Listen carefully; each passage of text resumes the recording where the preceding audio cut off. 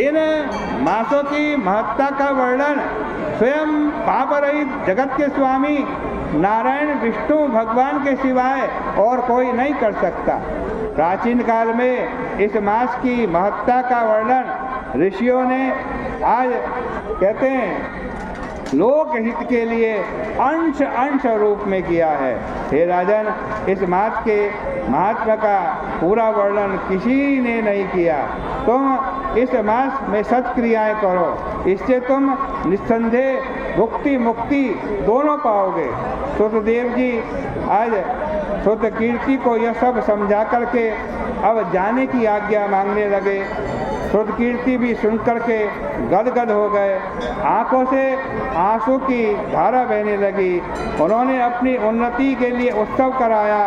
श्री सुखदेव जी को पालकी पर बिठाकर पूरे गांव की प्रदक्षिणा की।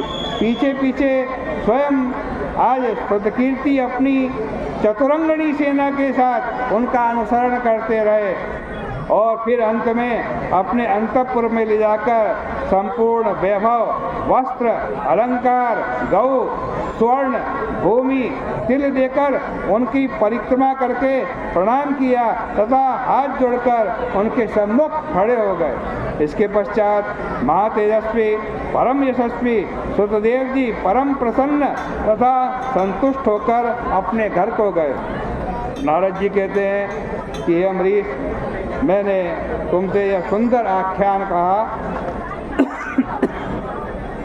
इसके सुनने से सब पाप छूट जाते हैं, सर्व संपत्ति प्राप्त हो जाती है।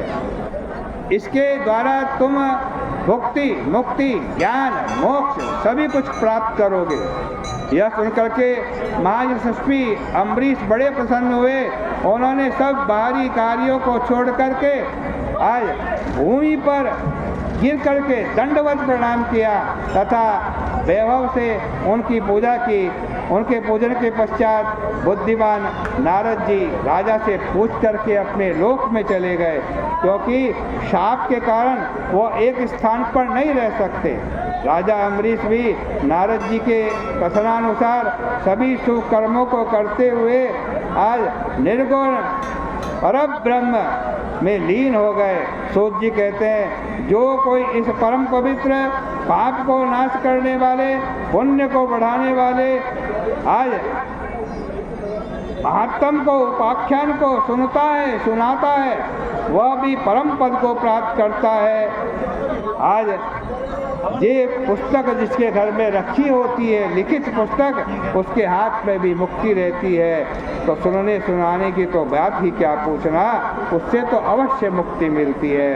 इस प्रकार से श्री स्कंद पुराणे वैशाख महात्म्ये नारद अम्बरीश संवादे फलश्रुति कथनम नामकम पंचविंशतो अध्याय श्री कृष्णार्पणमस्तु। इस 25वें अध्याय की कथा भी, इसके पुण्य को हम भगवान श्री कृष्ण जी के चरणों में अर्पित करते हैं। बोले गंगा मैया की जय।